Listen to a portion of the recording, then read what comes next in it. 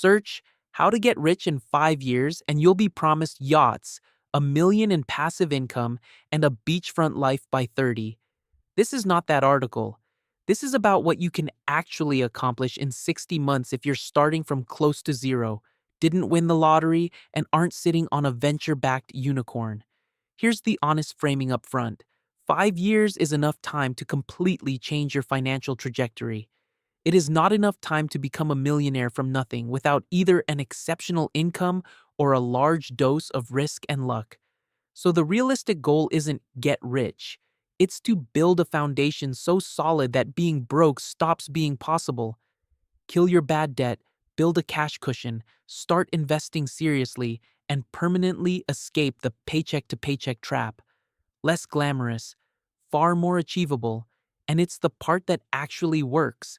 What follows is the entire game, broken into the parts that matter. The whole math of wealth.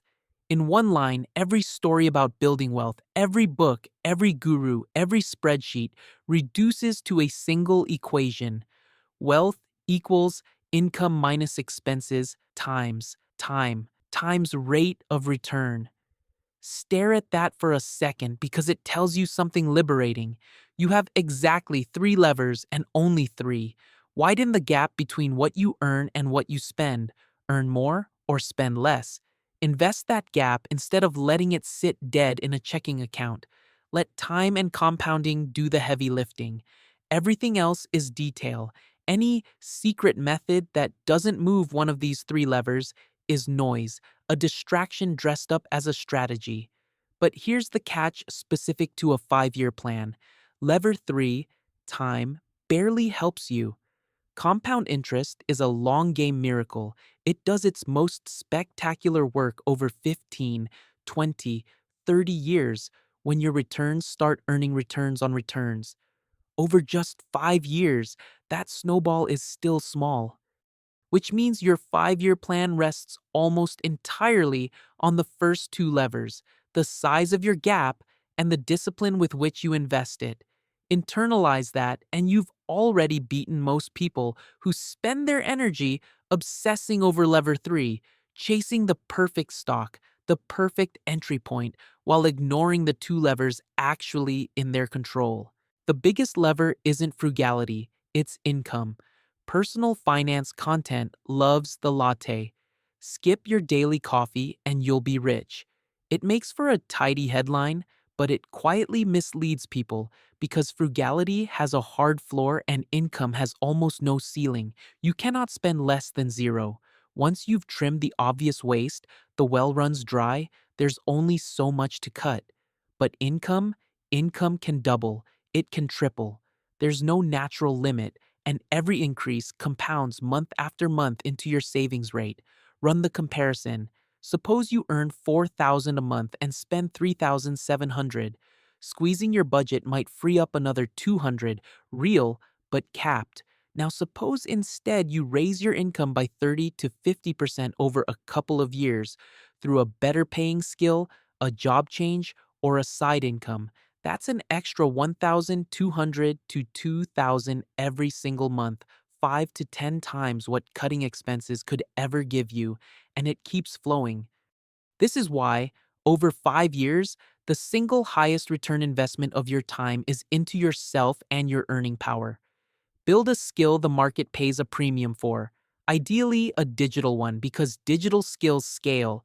You can serve more clients, reach more people, and command higher rates without a proportional increase in hours. Change jobs every 18 to 24 months if your employer won't pay you more. This feels disloyal. It isn't. Internal raises tend to be small cost of living bumps, while moving to a new company typically delivers a much larger jump. Staying put out of comfort is one of the most expensive habits there is.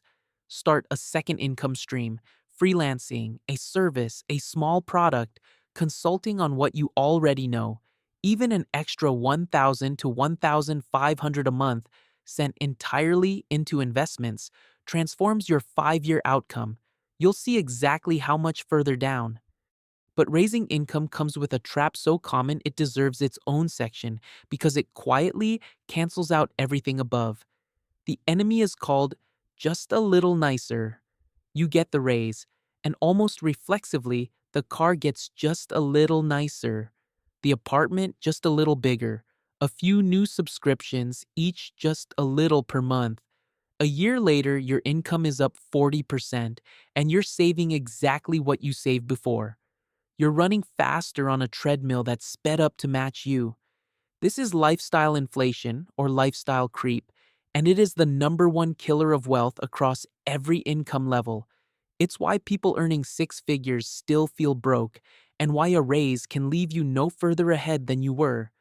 The expenses expand silently to swallow the income, and the gap, your entire engine, never grows. The rule that defends against it is simple and almost mechanical.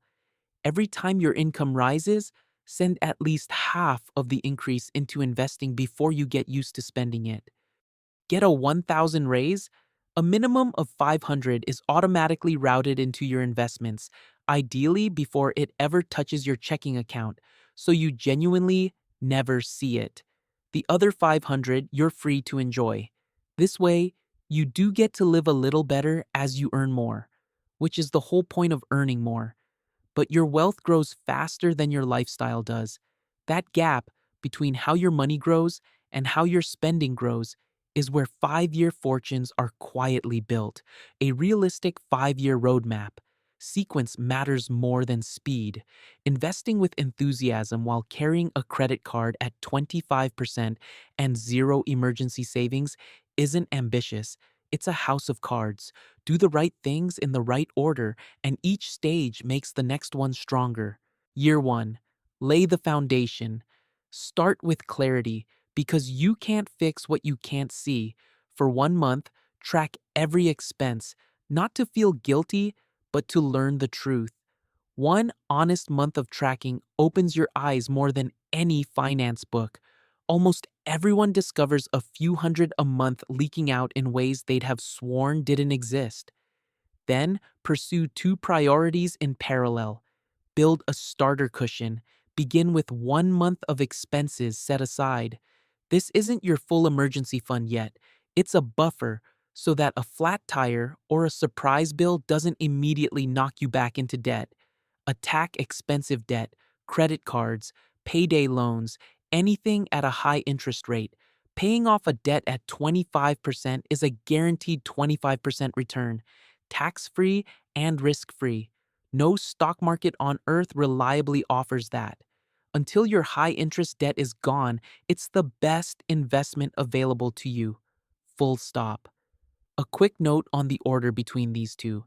Keep just enough cushion that you're not living on the edge, then throw everything else at the debt. The math favors killing high-interest debt fast, but a sliver of cash on hand keeps you from reborrowing the moment life hiccups. Year 2, build safety, then start investing. Now extend that starter cushion into a real emergency fund, 3 to 6 months of expenses. Keep it somewhere liquid and safe, a high-yield savings account, short-term deposits, a money market fund, not invested in the stock market, because the entire job of this money is to be there, intact, on your worst day. Only once that's in place do you begin investing regularly. And here's the key mindset for year 2. The amount almost doesn't matter yet. Start small if you must. The goal of this year is not size, it's the habit. Set up an automatic monthly contribution and, no matter what, don't interrupt it. You're not trying to get rich this year. You're proving to yourself that the system runs on autopilot. That proof is worth more than the dollars. Years, 3 to 4, the workhorse years. This is where the real capital gets built. By now, the foundation is set. Debt is gone. The emergency fund exists. The investing habit is automatic and effortless.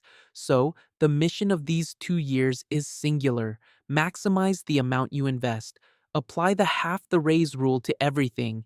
Every pay increase, every bonus, every windfall, every freelance check, half or more, goes straight into investments before lifestyle can absorb it. These middle years, unglamorous as they are, will quietly produce the largest share of your final number. Most of the wealth in any 5-year plan is made here, in the boring stretch where you simply keep showing up. Year 5, lock it in. By now, your capital is meaningful and a dangerous temptation appears. I've come this far, why not take a risk to accelerate? Crypto moonshots, leverage, the hot stock everyone's talking about. This is the classic way people sabotage themselves at the finish line. They break the boring system that worked for 4 years right when it's about to pay off. Don't. Stay the course. Revisit your goals, raise your contribution rate if your income has grown, and keep doing the thing that got you here. The discipline that built the capital is the same discipline that protects it. How to actually invest. Boring is the strategy. Over 5 years, your job is not to beat the market, it's to calmly participate in it. Active trading, trying to time the entry, and betting on the next breakout stock statistically lose to a dull, passive approach for the overwhelming majority of individual investors.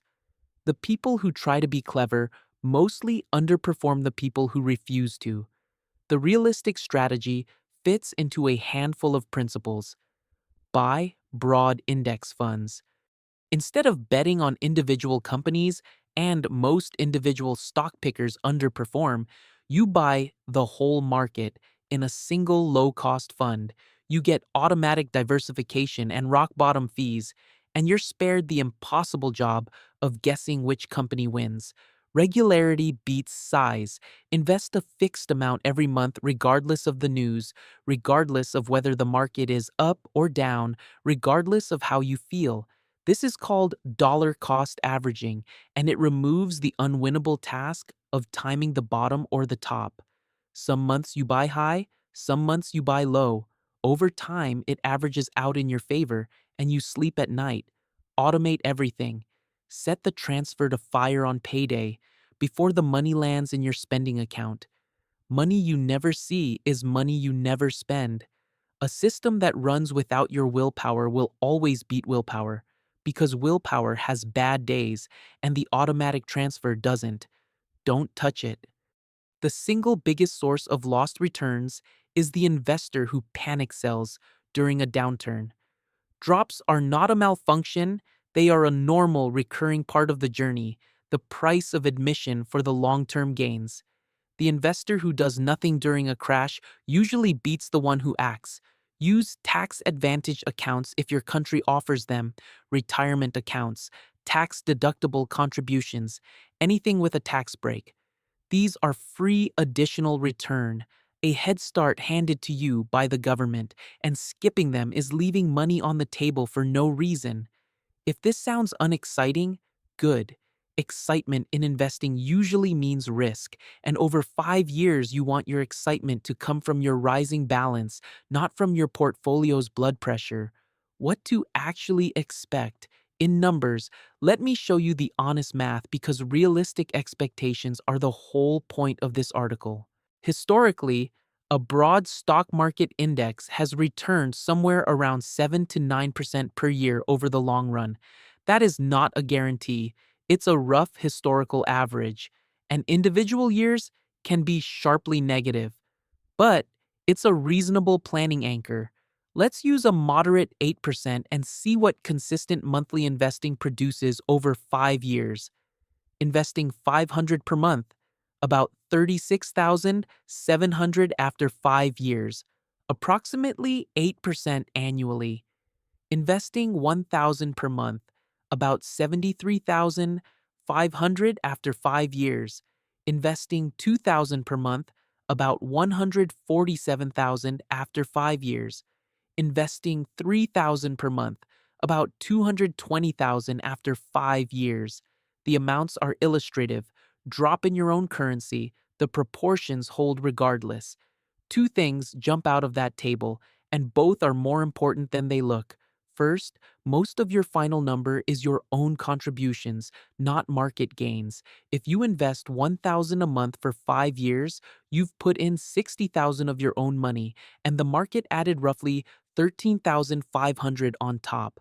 Pleasant, but not the hero of the story. Over 5 years, how much you put in matters far more than what the market does. The compounding magic that makes the market the hero comes later on longer horizons. In your 5 year window, you are the engine. Second, doubling your monthly contribution doubles your result, but you cannot double the market's return. You don't control whether stocks do 6% or 9%. You absolutely control whether you invest 1,000 or 2,000. This is the mathematical proof behind everything above. The income and gap lever beats the chase higher returns lever because one is in your hands and the other isn't. Put plainly, over 5 years, you aren't made wealthy by a brilliant choice of assets. You're made wealthy by the size and consistency of your contributions. Boring? Yes. True? Also, yes. The traps that burn 5 year plans to the ground, hunting for the magic button, courses promising 1 million in a month, paid trading signals, exclusive schemes. The tell is simple. If it actually worked, the people selling the course wouldn't need to sell the course.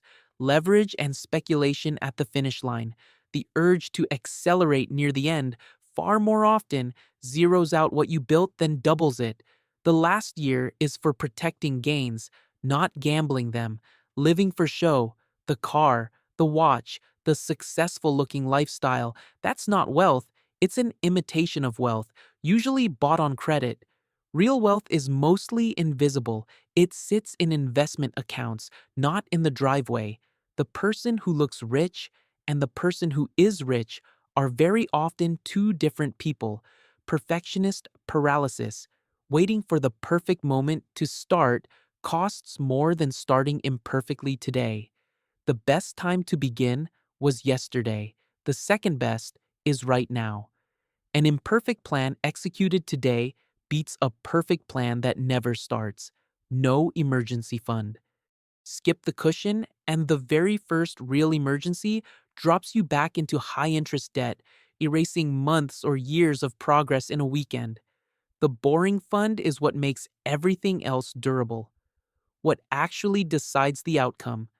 After all the tables and tactics, the truth turns out to be almost insultingly simple. Wealth over 5 years isn't built on cleverness, it's built on boring repeatability. Spend meaningfully less than you earn, relentlessly grow your income, automatically invest the difference into the broad market, and refuse to flinch when prices fall or when someone nearby got rich quick on a coin you don't understand.